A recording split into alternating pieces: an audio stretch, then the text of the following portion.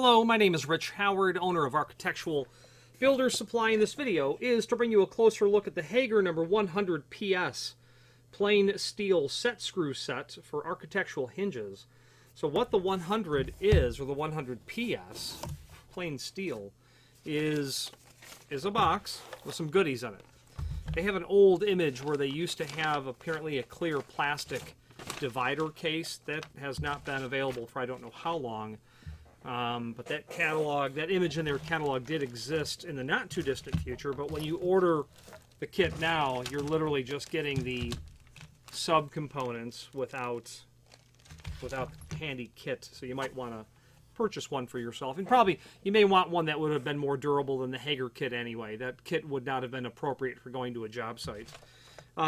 With the kit, you're going to receive, and there is a link below this video to the instructions, and we're going to go over first the items that you're going to receive. You're going to get a tap handle. You're going to get everything you need to do work to make. Okay,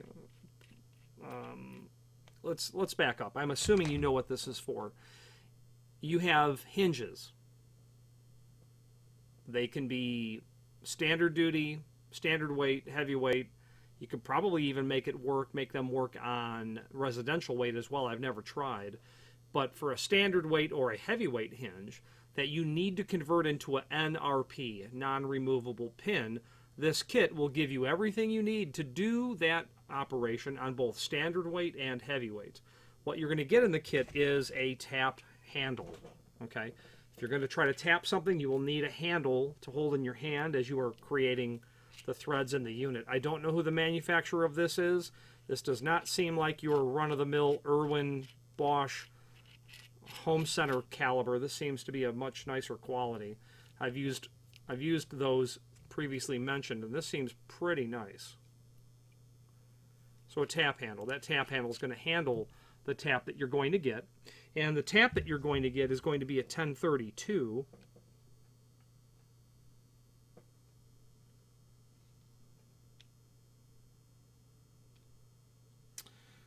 They don't tell us what style of tap this is.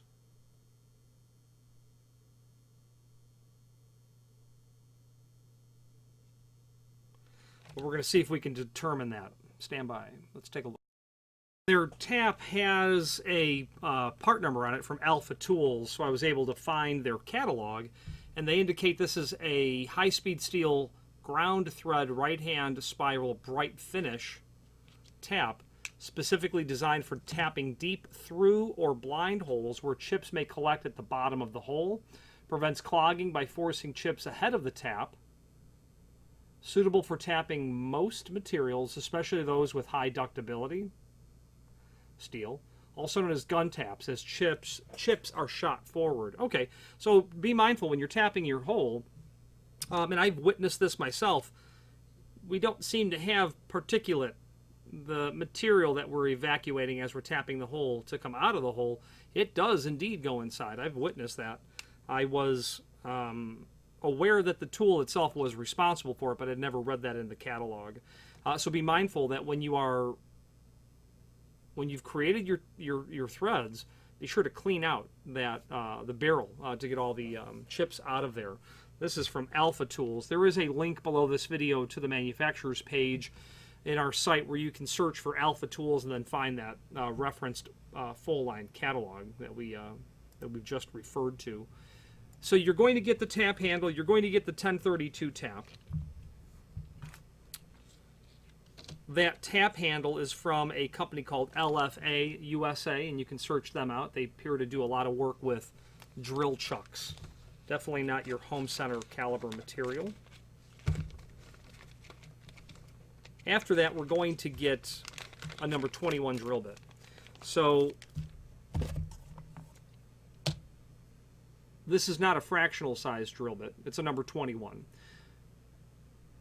Occasionally, when you're tapping holes, you'll have a fractional size drill bit that will be the proper size drill bit to use for tapping the hole. But almost never is a fractional size the proper size. And you will absolutely want to use the proper size drill bit because it will be the difference between a perfect job when you're patient doing the work, or a frustrating job. If you use the closest tap that you drill bit that you have, it's either going to be too impossible to really tap those holes, to tap those threads, or it's going to be far too large, and you're really not getting any engagement. So that's a number 21. Okay, that's a jobber's length drill bit, number 21 size, numbered size. You're going to get an Allen wrench. Don't know the size. Let's take a look.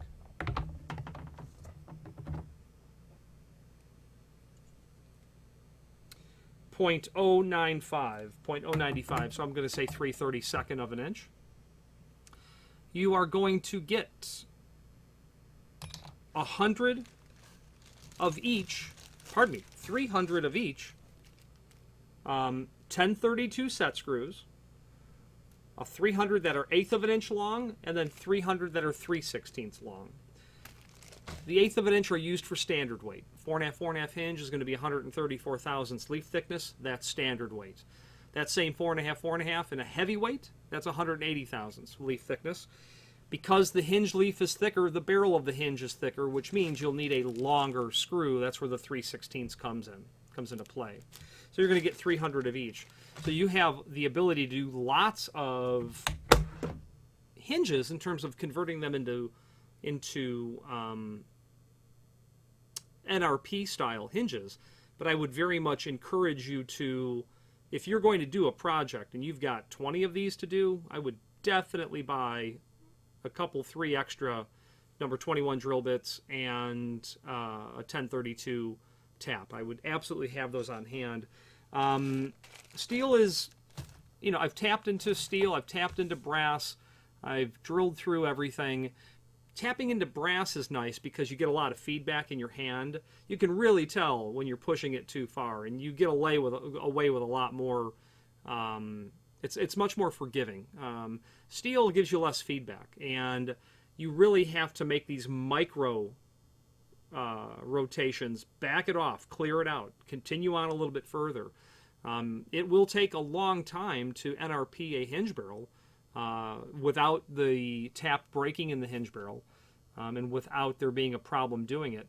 What you do need to do, and I'm going to have a video at some point showing the process of turning a hinge into an NRP, but the one thing that I'd like to show, I'll give you a summary of how to do it if you've never done it, and then show you the one abbreviated version of what that full line video will be. We're going to use the a hinge that's been done at the factory for this purpose. So there's your NRP. You can see that they put it in the center barrel.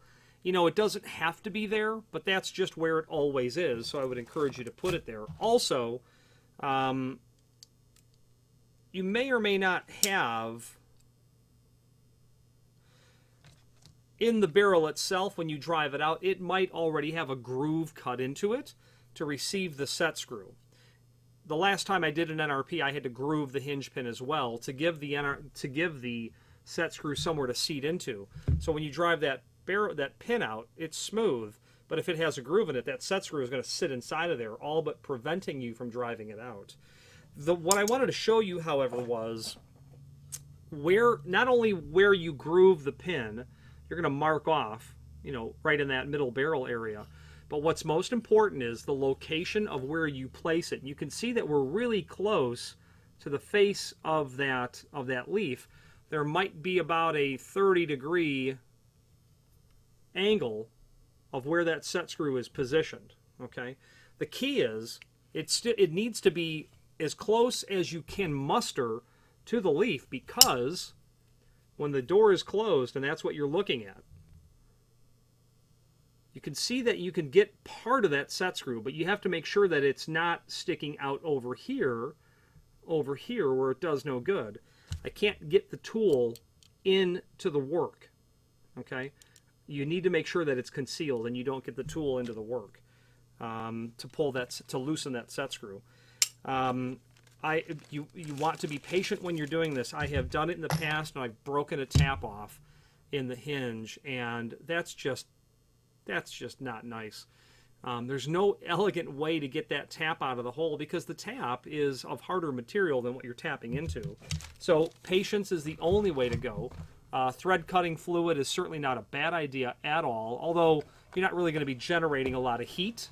But I will put some on there because it does not hurt the job that I'm doing. And I do believe that it helps to lengthen the life of the tool as well. But there is no recommendation from the factory in terms of a lubrication product. Let's take a look at the links down below this video. Okay, that same link to the installation instructions that were shown earlier, and here's that old image we had discussed. That's not the way this comes anymore, to my knowledge. Well, I know that it doesn't. Here's the link to the installation instructions, and this document is exactly what's included.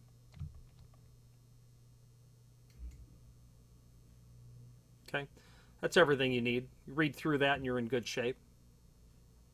Hager set screw enables dealers or contractors or even homeowners to convert removable pin hinges to non-removable, also known as NRP. Set screw in the barrel, hinges as required. The set consists of the tap wrench, the tap, the drill bit, 300 of the shorts and 300 of the longer set screws. The short one is used for regular weight hinges, and okay, and the longer one is used for heavy weight hinges, Hager, and that's it. That's the installation instructions. Now the template, I'm not sure what the template is. That does not apply to this at all. And by the time you're seeing this video, that document will be gone. Product pages. This is the cut sheet that this comes out of the full line catalog, which kind of shows you what it looks like. A couple of pages there. These ball tips don't apply. I'll have those removed as well. But interestingly enough, the jack nut is nice. That will allow you to install something down to a thin, hollow item. If you're going to be surface mounting something, you can use a jack nut because it will allow you a blind style installation. I've made my own hurricane shutters, and I used jack nuts into the aluminum storefront so that I could, with my stainless thumb screws and my shutter material, quickly be able to insert, hang the shutters, and then to remove them as well. And those jack nuts did a really good job in that process. That's what I used for that. After that, there's a link below this video to the manufacturer's page where you can pull up not only all of the Hager material that we sell, but some other details. Let's talk about that now. Now that link to the manufacturer's page will have the full line product catalog. Other catalogs as they pertain to Hager as well. They don't have a single document with everything that they sell in it. There is a separate catalog for some certain items. There is also a link to the Hager keying service manual. Hager has its own relatively unique keying system. They have their own keyway. They have their own keying system where they have a hybrid key blank that can be both tip stopped and shoulder stopped, that can operate in interchangeable core formats and conventional core formats. The point of that is, in a building, you can have mixed conventional core and interchangeable core in a single environment. You might have lots of office doors, and they just have conventional cores. No, it just means the core is in the lock works, the key turns the lock, unlocks it.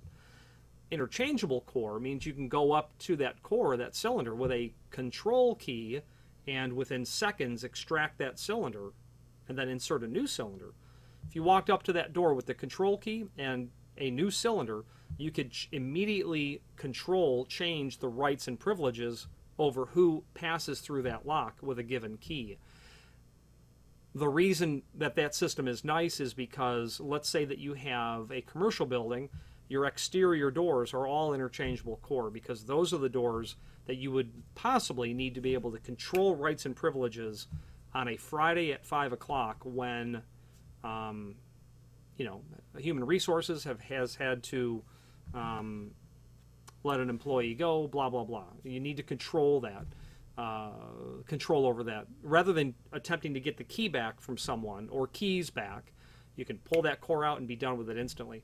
The advantage of that is it takes seconds to do that. With the conventional core on the office doors, you have to take the trim off, remove the cylinder, disassemble the cylinder, which you all have to do with interchangeable core. But with interchangeable core, you can walk up and remove and insert within 5 seconds. So their keying system is really neat in that regard. There's also a link to the 2010 ADA standards for accessible design.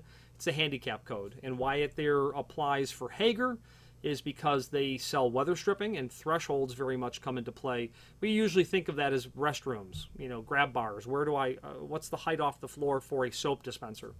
But it applies to thresholds as well, and that document is there because to have associated with Hager and very useful as well. The Hager product finish guide is also there, and that will show you swatches of what different finishes looks like from Hager. A very handy document. Also, it gives you an instruction in terms of the two different finishes, the US number and the BHMA number. And the BHMA number based on base material as well. So if we look at the very first page, US 3, there are 3 finishes there. US 3 tells us it's polished brass, but then they're calling it 632 and 605. It's all polished brass. US 3 does not tell us what the base material is. The next finish, 632, they call it bright brass, but 632 means it's made of steel with a plating over it. 605, that's still bright brass, but that means the base material is polished brass. Is solid brass. The US number does not define the base material. You could have a piece of spray painted plastic bright gold, and someone might call it US 3, so be mindful of that. Anyway, that's the review of the Hager catalog page, and if there's anything we can help you with on how to NRP your hinges or any other Hager product, please feel free to reach out to us. And thank you.